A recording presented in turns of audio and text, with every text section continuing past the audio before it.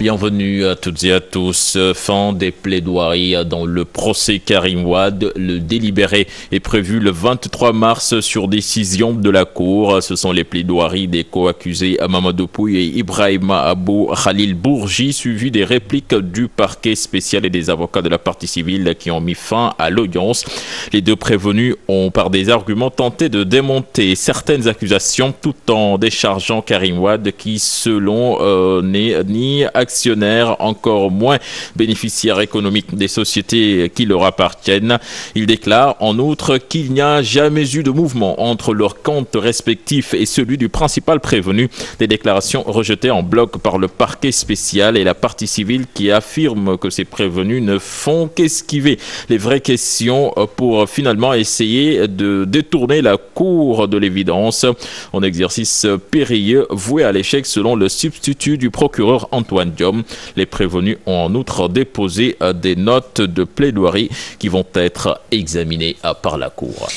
Cher Tidiane, procès Karim Wade, toujours un procès, 3 types d'avocats selon un des conseils de l'État. Maître Souley Makodou Fall déplore l'attitude de certains de ses collègues et parle d'un boycott qui n'en est pas un. Il invite les avocats de la défense à s'acquitter de leurs devoirs. Nos reporters Pam Derifal et Tierno Laurent Mendy l'ont rencontré. Retournement de situation spectaculaire de certains avocats des co-accusés de Karim Wade. Selon Maître Souley Fall, il faut parler de 3 catégories d'avocats de la défense. Il faut les diviser en 3 groupes. Donc il y a un premier groupe d'avocats concernant M. Karim Meïssa Wade qui ne peuvent pas intervenir. Le deuxième groupe, ce sont les avocats qui sont venus d'eux-mêmes par respect de leurs obligations professionnelles. Lorsqu'on encaisse des honoraires, on a l'obligation de dévouement, l'obligation de venir se présenter et de défendre ses clients-là. Le troisième groupe, ce sont les avocats qui n'ont pas voulu venir et qui ont été contraints de venir se présenter et de le défendre par force. Pour Maître Fall, ce boycott n'en est un que de nom. On a assisté ce matin à la plaidoirie ou l'auto-plaidoirie de Bibo Bourgi, qui est privé de son avocat, mais nous ne sommes pas dupes. Nous, les avocats, savons pertinemment que Bibo Bourgi n'a fait que lire un texte qu'a écrit son avocat. C'est déplorable. Ils n'ont pas boycotté, c'est une drôle de façon de boycotter. En tout cas, boycotter, c'est de ne pas venir du tout, de ne pas intervenir de quelque manière que ce soit. C'est ridicule tout ce cinéma-là. L'avocat affirme que tout est question de stratégie. C'est dans la stratégie de l'évitement et c'est surtout la stratégie de Karim Wade qu'il vient imposer à ses co-prévenus qui n'ont fait que lui servir de prête-nom. Le boycott des avocats de la défense permet aux conseillers de l'État à occuper seul le tribunal. Sera-t-il une conséquence pour Bibo Bourgi, Pape Mamadou Pouye et compagnie? Le verdict nous édifiera.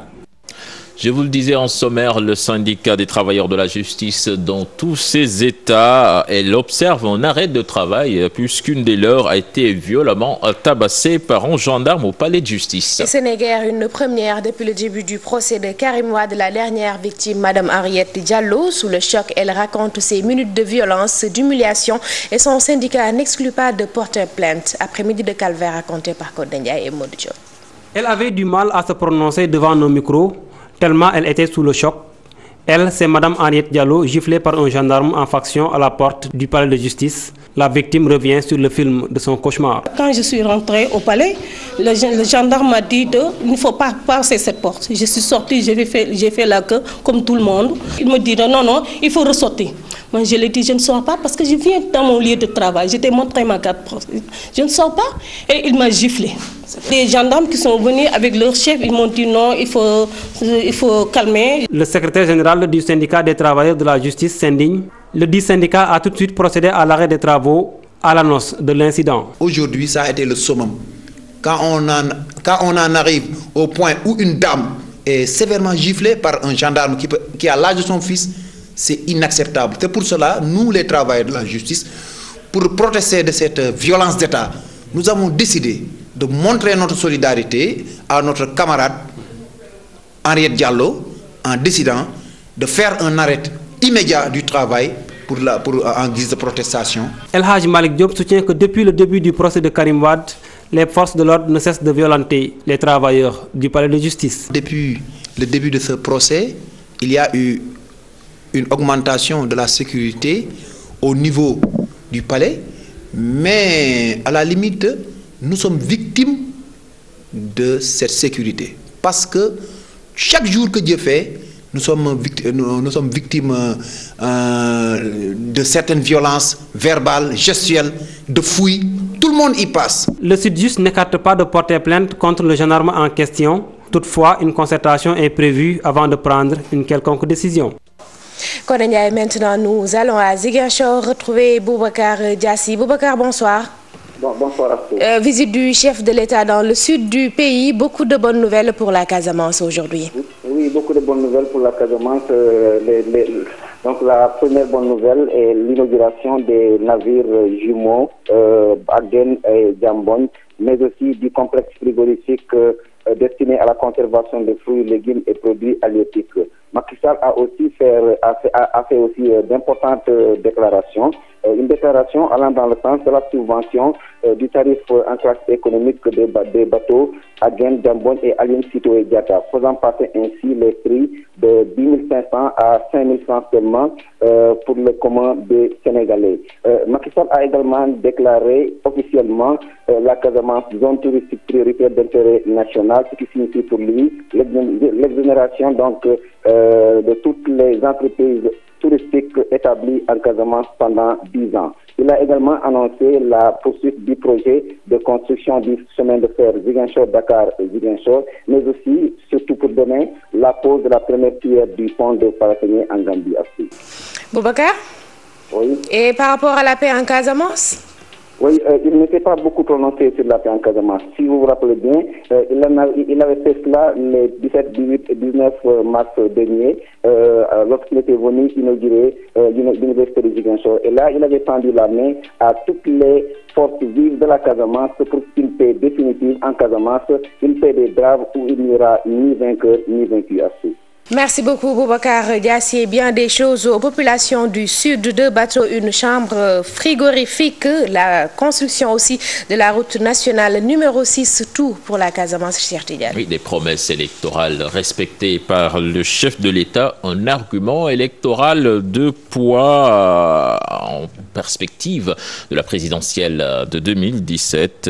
C'est l'avis du journaliste, analyste politique Frédéric Tendeng. Il a rencontré nos reporters Fatima Ba et Djibi Diallo. Ziguinchor a reçu ces 2 bateaux, Agen et Djambon, inaugurés ce jeudi par le chef de l'État. À cela s'ajoute la chambre frigorifique et la route nationale numéro 6 en construction, autant de réalisations qui participent au désenclavement de la région. Si le chef de l'État parvient à faire en sorte qu'il y ait 2 bateaux qui viennent s'ajouter à Aline Sitoé Diatta, ce n'est que bénéfice pour les populations de la Casamance qui vont s'en réjouir. Parce que selon les informations que j'ai eues, ces bateaux sont essentiellement faits pour le fret. Donc pour permettre aux opérateurs économiques de la Casamance, pour permettre aux gens qui veulent faire du commerce avec le reste du Sénégal de le faire sans problème. Et également aux camions qui peut-être pourraient passer des jours entiers à la frontière avec la Gambie, de ne plus le faire parce que les bateaux là peuvent amener des camions avec eux. Le président Sall disait faire de la Casamance sa priorité et selon ce journaliste, il est sur la bonne voie, ce qui peut même se répercuter sur ses chances d'être réélu. Le chef de l'État, comme je l'ai dit, a été élu sur un programme. Il a fait des promesses aux Casamancais qui ont jugé que cela valait la peine de le lire. Naturellement, ils vont au moment du bilan, ils vont tenir compte des réalisations qu'il est en train de faire.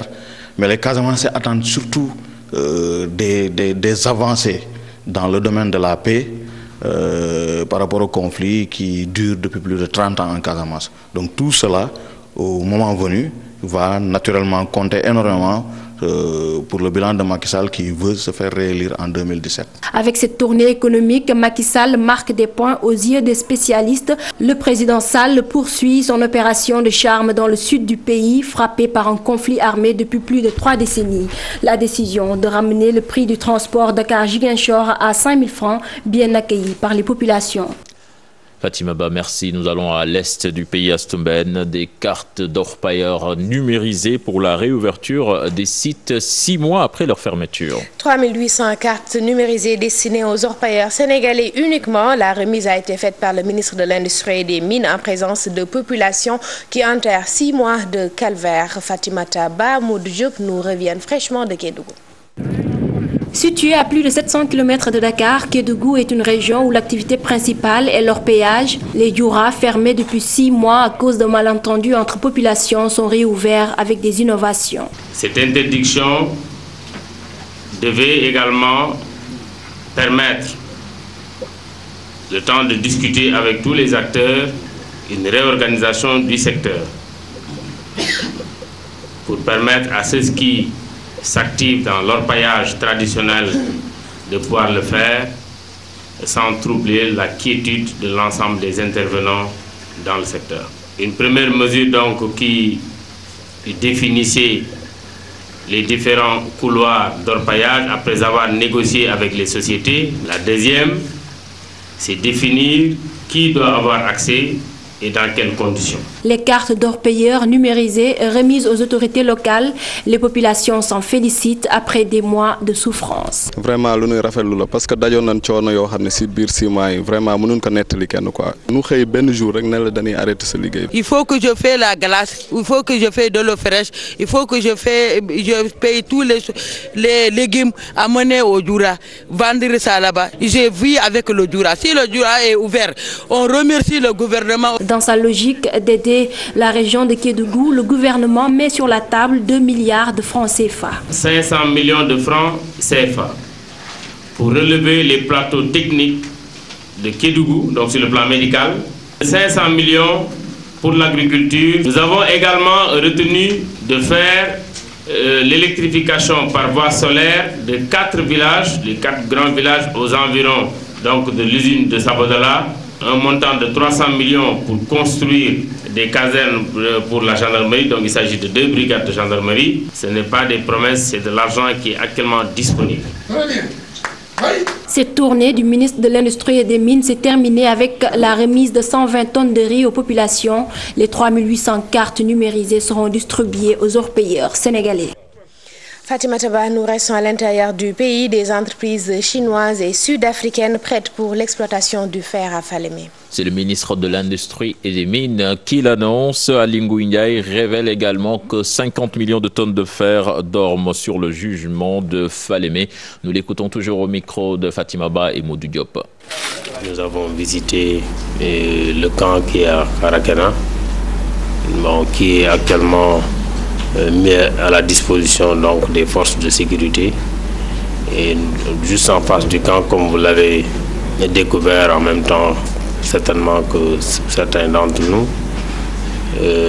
nous avons marché sur la colline, donc marché sur le fer, comme l'a bien expliqué le directeur général de Miferso. Et au niveau de ces 2 collines, nous avons environ une 50aine de millions de tonnes de fer.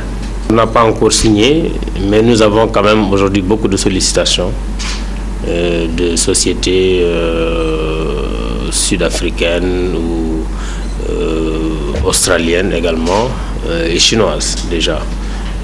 C'est ça les sociétés. Il y a également peut-être une autre société qui est d'origine anglaise, donc venant de l'Angleterre, qui est également intéressé par ce fer. Mais pour le moment, nous n'avons pas encore signé de convention. Nous sommes en train de négocier.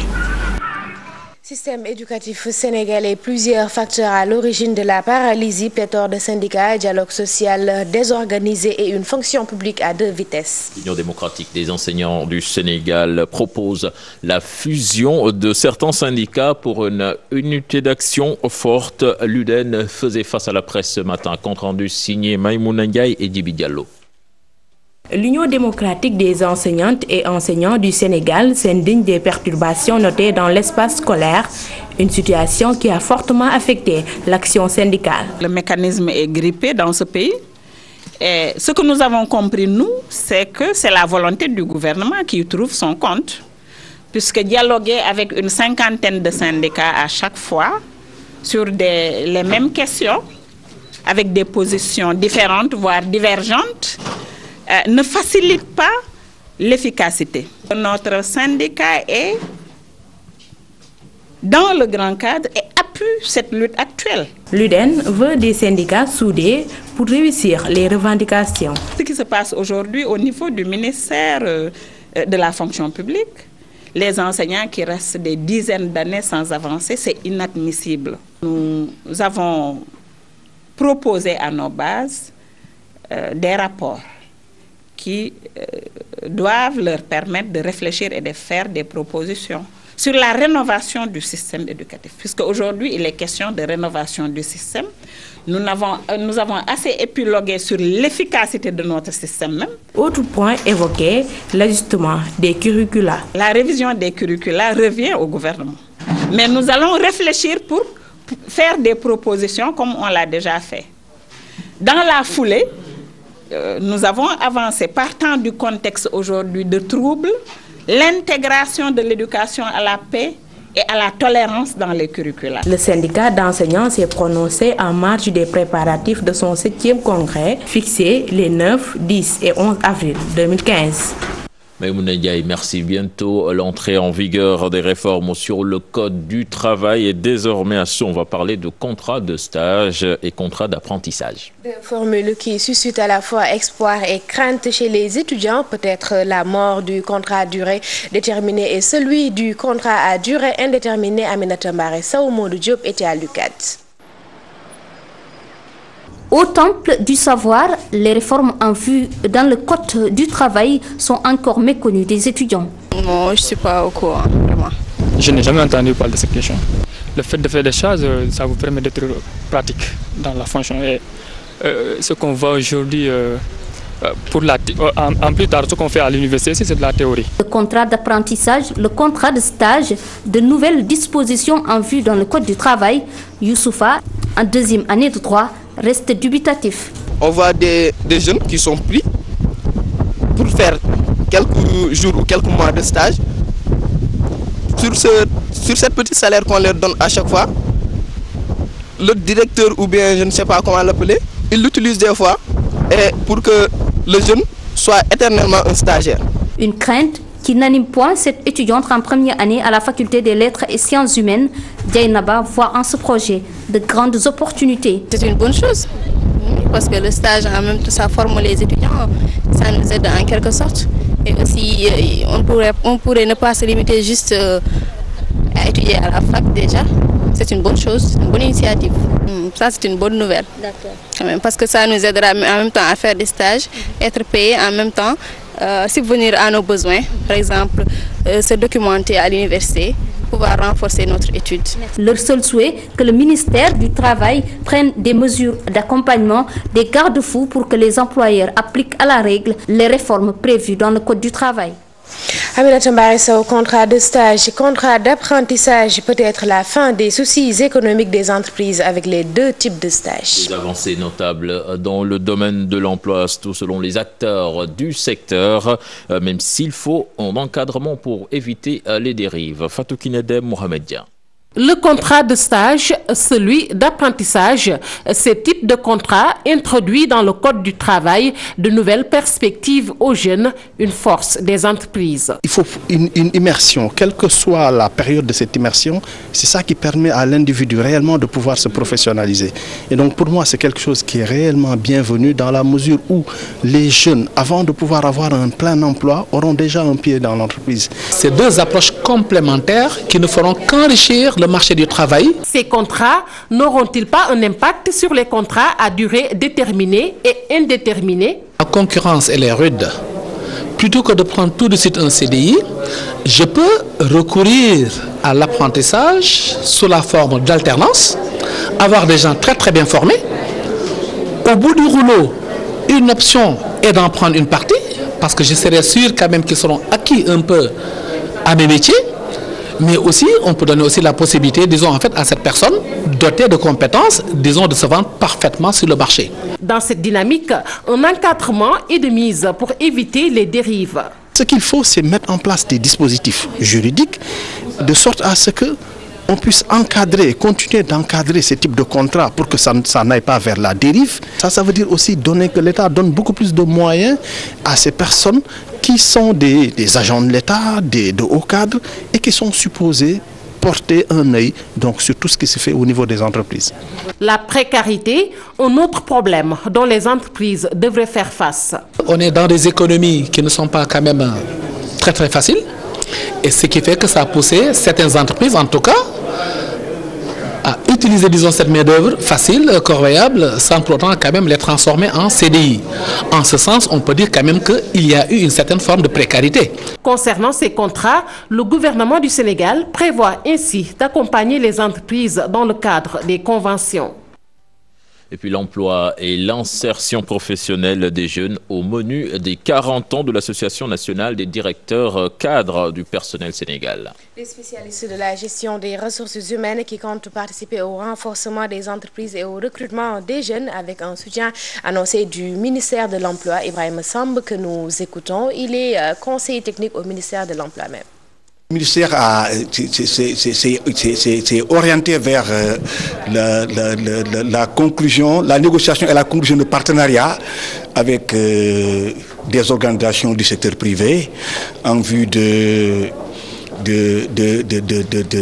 proposer et de dégager des possibilités de stage, d'insertion pour les jeunes diplômés. Mais aussi des initiatives de soutien à l'auto-entrepreneuriat, l'auto-emploi.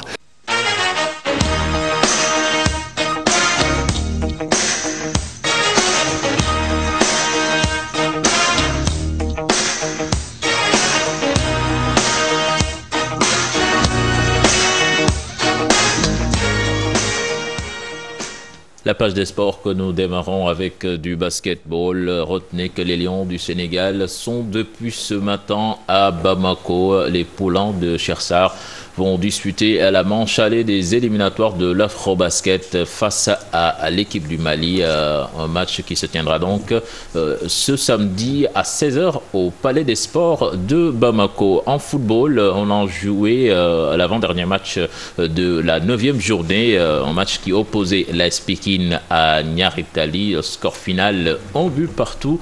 Un match équilibré, nous dit notre reporter Pape Faraning. Un match nul plaisant entre Niaritali et AS Pikine. Les Bleus et Rouges ont été tenus en échec par les Pikinois, 1 but partout, avec une première période très moyenne. Ce sont les protégés de Lamine Dieng qui ont ouvert le score tout juste avant la mi-temps par l'intermédiaire d'Abdoulaye Ba. À la reprise, les Pikinois ont remis les pendules à l'heure grâce à Tcherno sur pénalty à la 48e minute. Un match nul équitable pour le coach de l'AS Pikine. Ça a été un match équilibré. Chaque équipe a eu sa mi-temps. Et ils ont réussi à scorer en première période. Nous avons scoré en deuxième. Voilà, malheureusement, nous n'avons pas su faire la différence alors que nous avions vraiment la possibilité en deuxième période. Donc tout compte fait, je pense que c'est équitable. Pour Lamine Dieng, son équipe a perdu 2 points. Il déplore aussi le manque de réalisme de ses joueurs. Au bout du compte, on domine ce match, on le maîtrise de bout en bout pratiquement, sauf sur de rares échappées des contres sur des ballons qu'on donne à l'adversaire. Autrement, on aurait dû gagner ce match. Ce n'est pas faute d'avoir essayé, ni de nous avoir créé ces opportunités de scorer. Bon, mais il y a encore et toujours de la malchance. Ce match nul entre Niaritali et AS Pikine fait l'affaire de l'ISO et de l'AS Douane qui restent respectivement à la tête du championnat.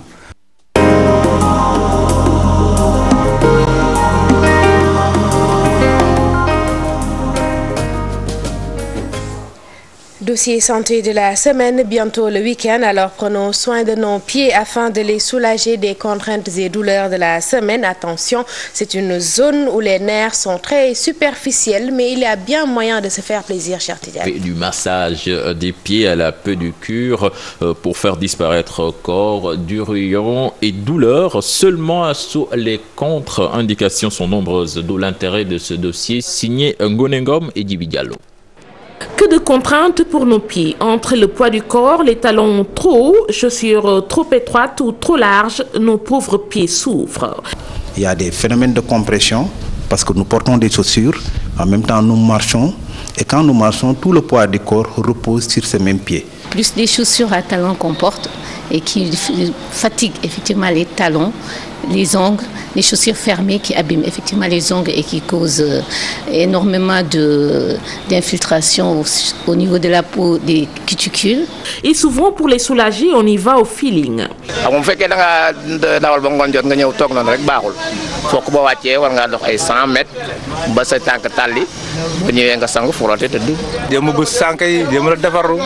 Si madame ne met pas la main au pied, rares sont ceux qui font appel aux professionnels. Pourtant, tout cela nécessite matériel et technique.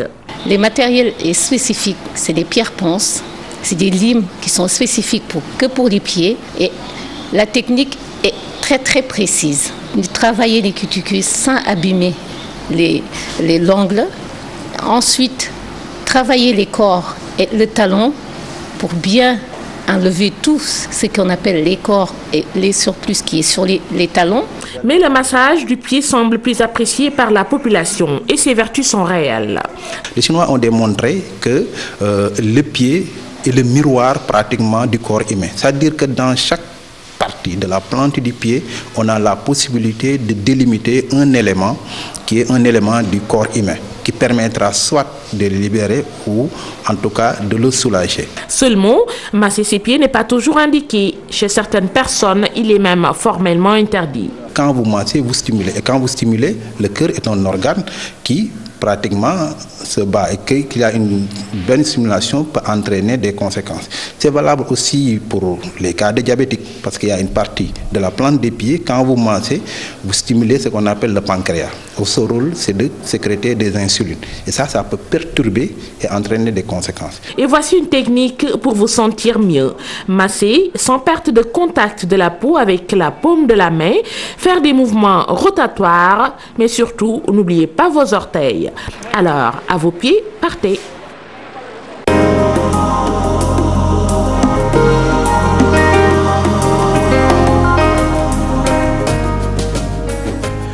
Gonegom, merci. À semaine, c'est la fin de ce journal. Merci beaucoup, cher Tidiane. Nous sommes arrivés à destination. Merci à vous, chers téléspectateurs.